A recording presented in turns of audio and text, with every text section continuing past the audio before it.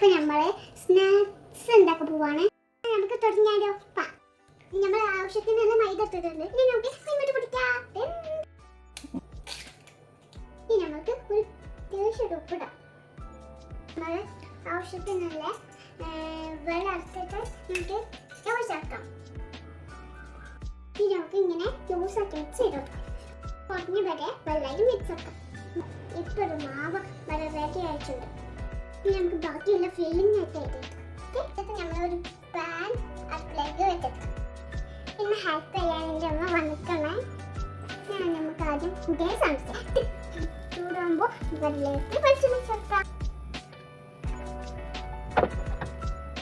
ഇതിലേക്ക് കുറച്ച് ടൈം വെക്കാം. നമ്മൾ ഇതിലേക്ക് കൊണ്ടുവരാനാ പോണ്. ചൂടാണോ?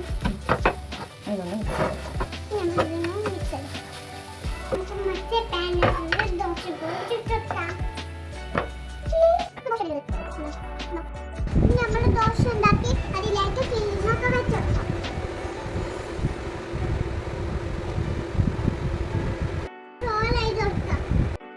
ഇതുപോലെ ബാക്കി എല്ലാവരും ചെയ്തെടുക്കണ്ടേ.